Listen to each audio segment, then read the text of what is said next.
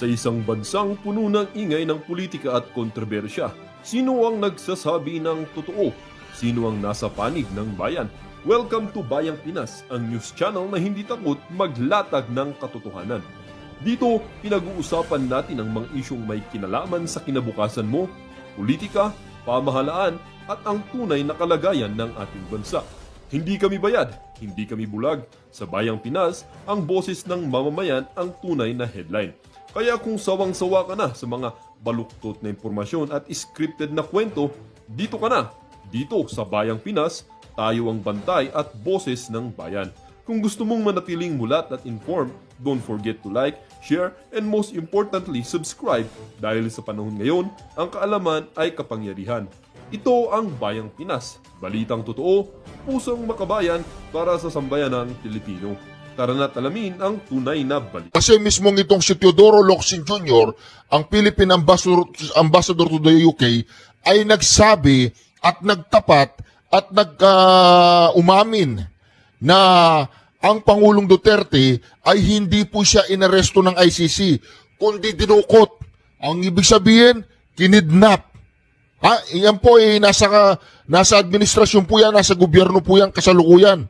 Siya po ang Philippine Ambassador to the UK. Wala po siyang pakialam kung tanggalin siya dyan o hindi siya tanggalin. Siguro hindi na po niya masikmura. Hindi na po niya masikmura ang kahayupan na ginagawa ng administrasyon ito sa mga Duterte. At dito mga kareaksyon, baka ayaw niyang madamay. Di ba? Baka alam na niya na babagsak na si Bongbong Marcos. Kaya nagsasalita na siya na ganito mga kareaksyon. Kaya mga kareaksyon na nangyayari po sa ating bayan ngayon, talagang nakakarma na sila. Mantakin po ninyo si Tambaluslos na gano'n na siya, nanumpa siya doon sa ICI na inutil naman. Yung ICI na wala namang kapangyarihan, di ba? Kaya mga kareaksyon, ito po sasabihin natin dito.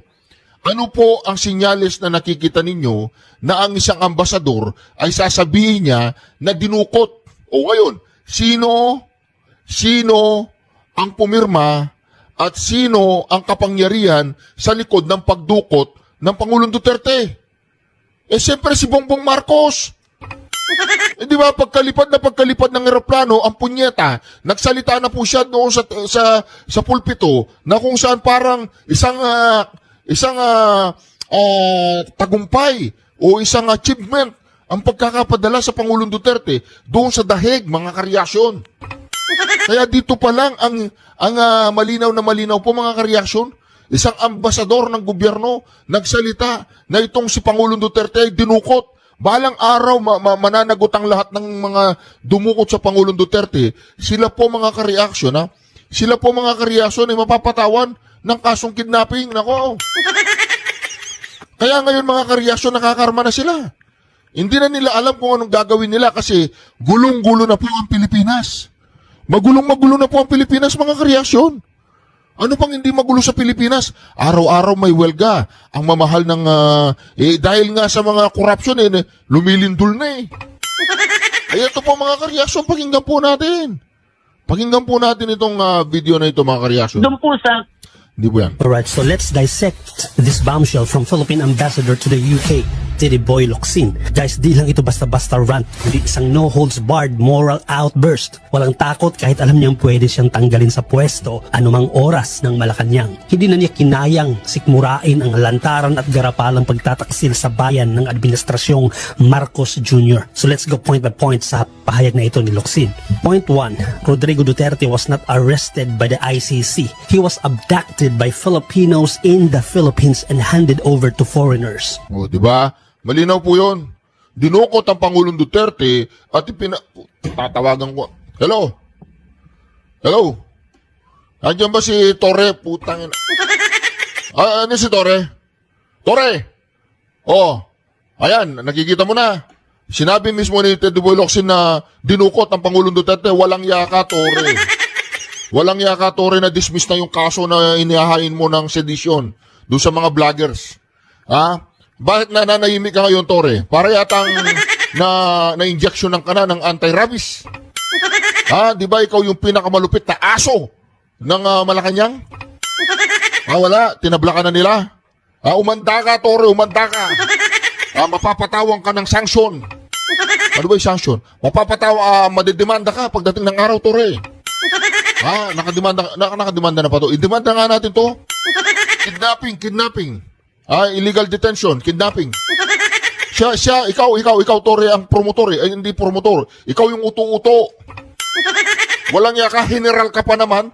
Isang dating presidente, binastos mo nang binastos doon sa kampo. Sino ba kausap ko? Hello? Wala pala eh. Hello. Walang yaka, ba't hindi ka kumikibo? Kunin mo na yung mga kalabaw. Wala, nag-aalaga ko na naman ng kalabaw, natawagan ko. Walang yan naman, oh. Itong po si Tore, mga kareaksyon, siya po yung umaresto. Proud na proud pa siya. Kayong lahat na sangkot dyan sa pagkidnap sa Pangulong Duterte, nagsalita na si Tony Boy. Nako, ayan, nagsalita na po si Tony Boy, mga kareaksyon. So hindi ito simpleng pahayag, ito'y matinding paratang laban sa sariling gobyerno. Ang ibig sabihin ni Locsin, hindi ang ICC ang talagang may sala dito, kundi mga Pilipinong nasa kapangyarihan mismo ang nagtaksil sa sarili nilang bayan. Ang paggamit niya ng salitang abducted at dinukot ay sadyang mabigat dahil ipinapakita nitong hindi dumaan sa due process o sariling hustisya ng Pilipinas ang ginawa nila kay former President Duterte. Hindi lang niya ipinagtanggol si Duterte, ipinaglaban niya ang dangal ng isang malayang bansa. Point 2, if he is guilty of crimes, we thereby confessed our country's and our state's inability to hold him to account. Sinasabi niya rito na kung totoo mang may kasalanan si Duterte at ipinaubaya natin sa dayuang hukuman, ay parang umamin tayo na inutil ang ating justice system. Parang isinigaw natin sa buong mundo na ang Pilipinas ay walang kakayahang magpatupad ng batas sa sarili nitong mamamayan. Inutil ang aming konstitusyon at ang mga hukuman. Kaya ang ginawang ito ng Marcos administration ay talaga namang nakakadiring pambansang kahihiyan.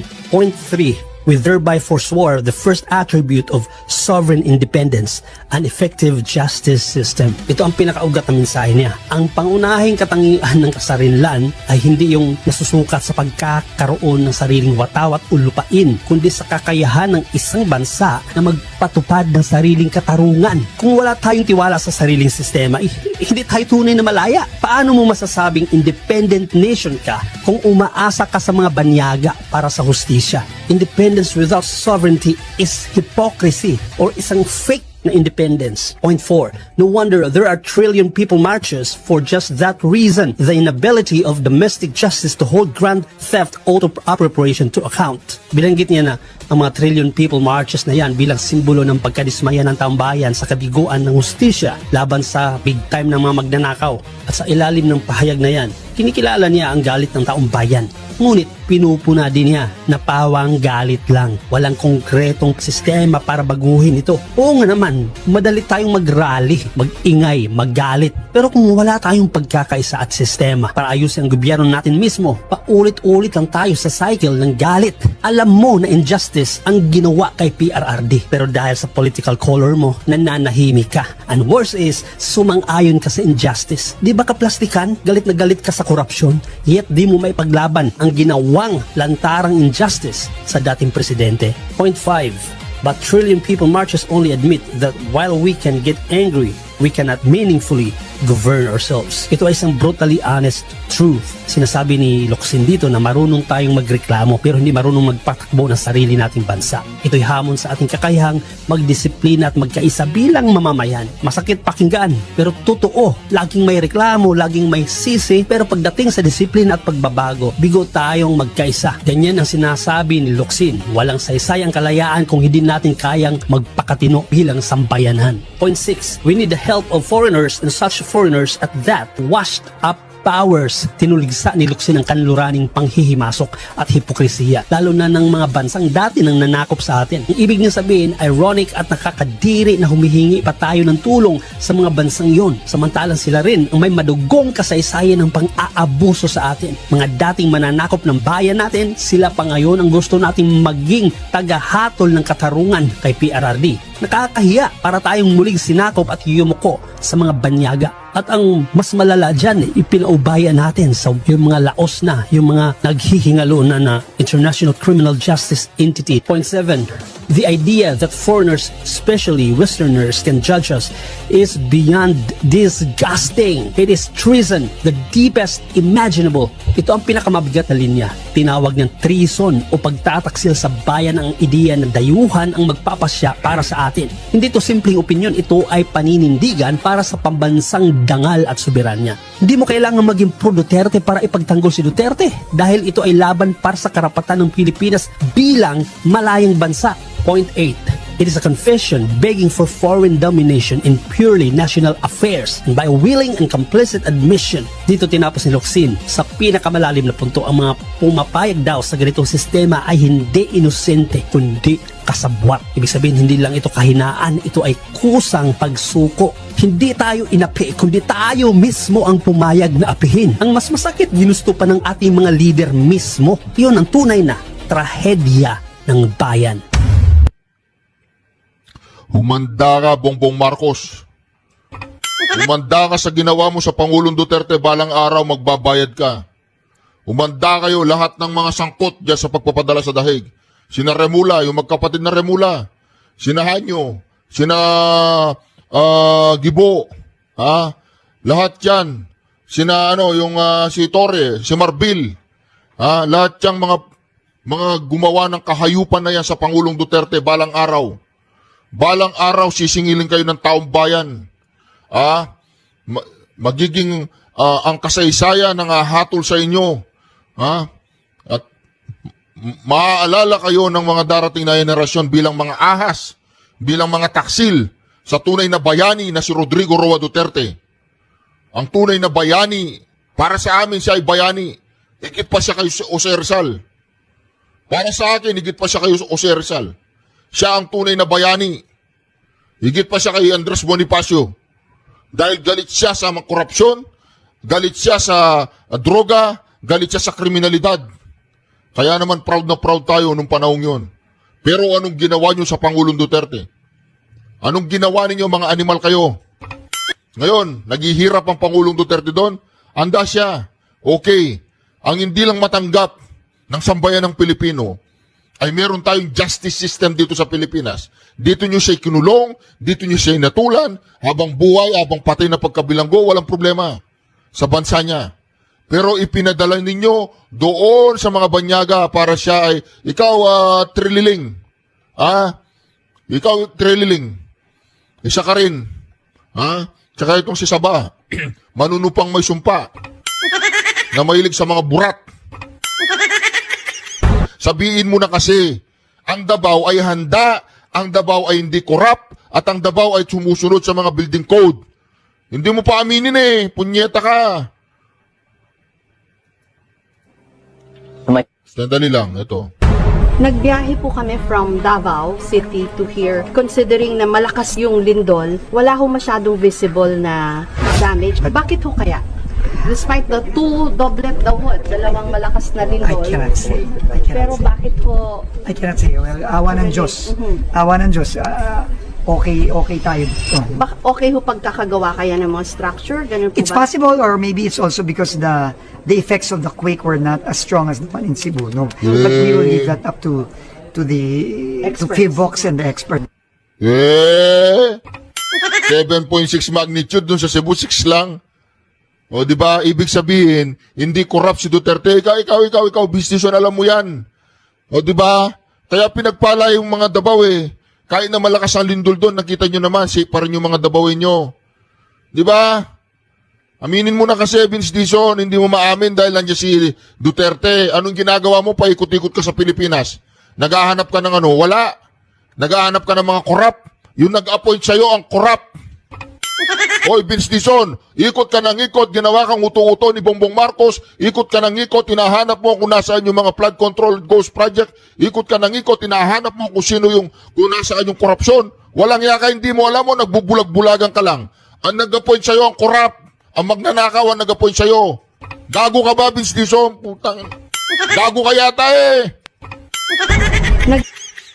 The areas, especially. Naggagagu-gaguan ka o gago ka talaga, Vince Dizon?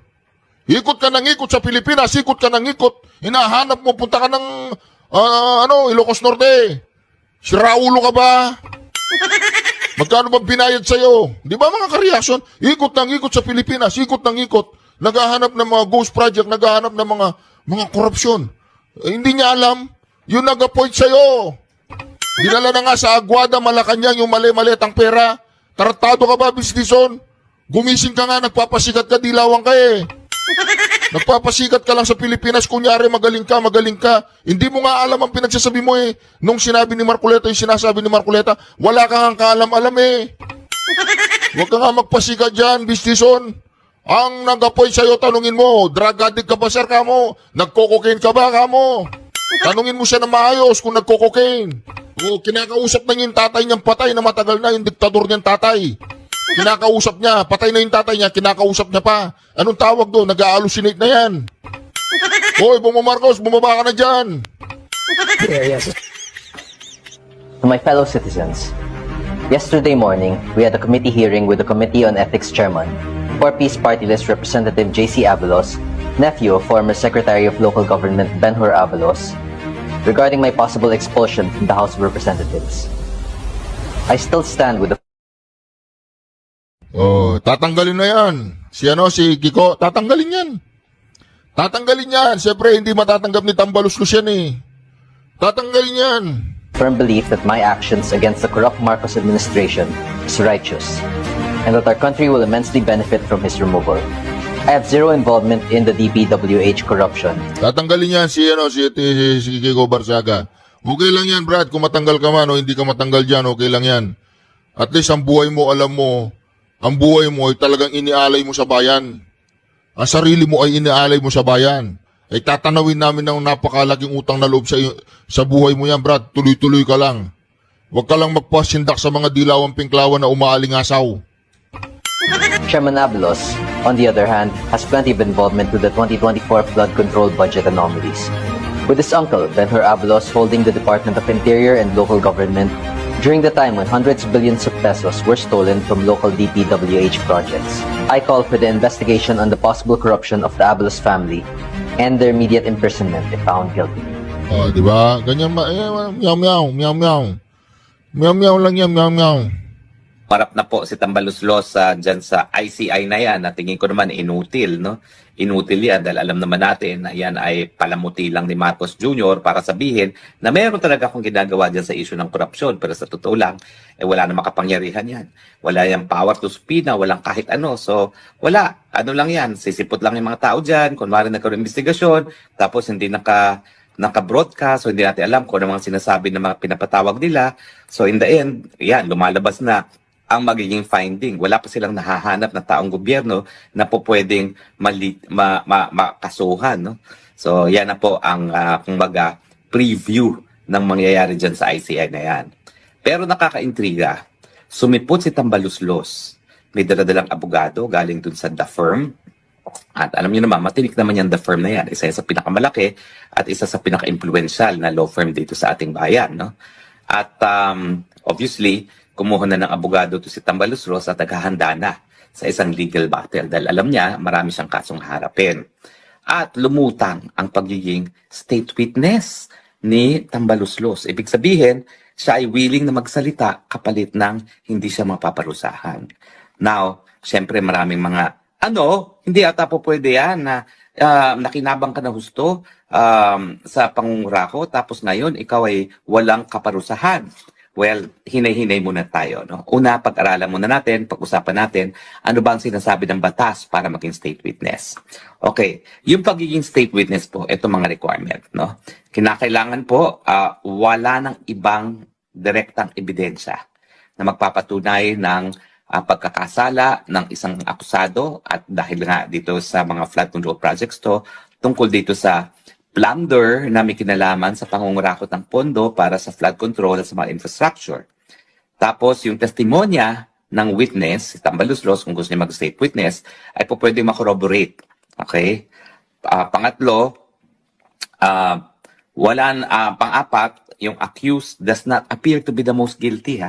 So yan ang pinakamahirap na dapat na malusutan ni Tambaluslos. At panglima, hindi pa nako-convict yung akusado sa kahit anong krimen involving moral turpitude. So, isa-isahin natin. Okay? Now, Depende kasi, mga kababayan, kung ano ang teorya. Kung ang sasabihin ni Tambaluslos, siya ay sumunod lang sa utos ng Marcos Jr. na mangurakot sa pamamagitan ng mga flood control projects. At kung talagang mapapatunayan yung ganyang utos sa kanya, well, posible na siya ay makapasok as a state witness. Nako mga ka-reaction. Yan pa po ang pinaka masalimu dyan. Yung magnanakaw, yung tulisan, yung nagkamal ng mga mali-maliitang pera, siya pa yung magiging state witness putang ito. Ano nangyari sa ating bayan? Bakit ginagawang parausan ng mga magnanakaw? Di ba mga ka-reaction? Mapapamura ka na lang eh. Eto pa ang nadiskubre. Pati Meron pala pa? yung mga barracks na mga sundalo at iba pang mga paggawain para sa mga sundalo ay Ayan, hindi ko nakakayanan yan, Nelson. ganun din. Hindi ko na ano yan. Hindi ko na pati gamit ng mga sundalo. Anong ginawa? Pinatungan din o binawasan ng pondo? Paano ginawa nila dyan? Mukhang Ako, maghahasa talaga ako ng gulok dyan, Nelson. mukhang Ha? na-ghost project din. Totally, wala. Wala. Completed? Nireport na completed, pagtingin wala. Ayaw na mga sundalong gamitin sila sa ganyan. Eh siguro, Jen, di ba Oo. yung PMA nandyan sa Baguio? Tama. Eh baka kaya siguro lumindol.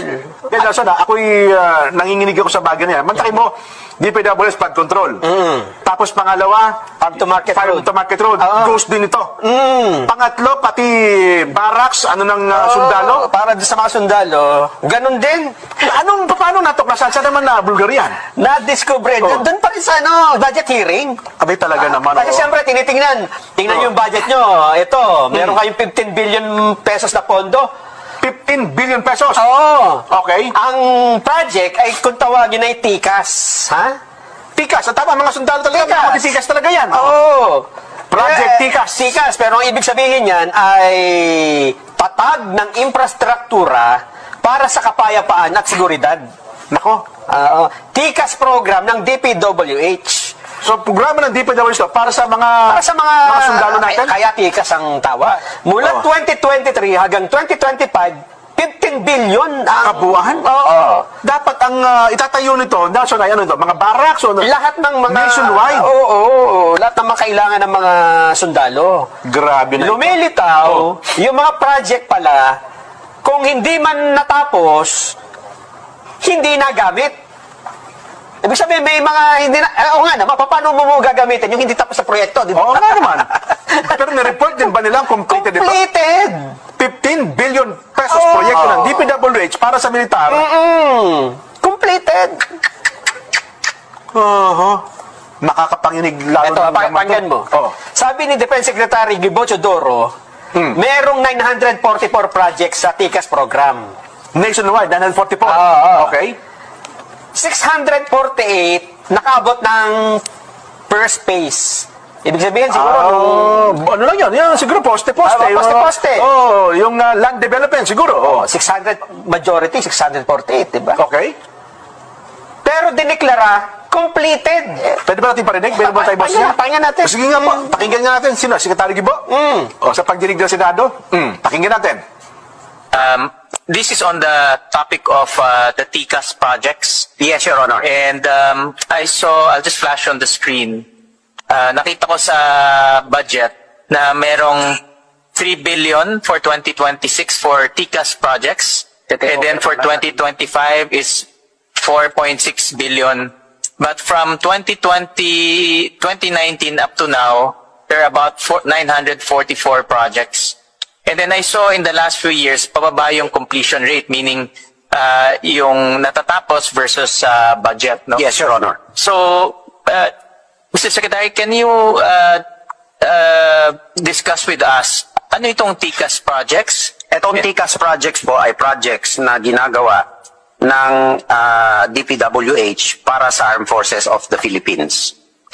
And then nakita ko yung mga projects, mga barracks, mga ano po, mga maliliit na facilities in the bases. Yeah, and the completion, as you know, Your Honor, the amounts also were gradually being reduced through the years. And for this year, Your Honor, we propose that this be scrapped already and all the implementations be done by the DND-AFP. Secretary, because I also saw, we asked for some updates from the department. Nakita namin, for example, to slide 114, meron nakasulat construction of multipurpose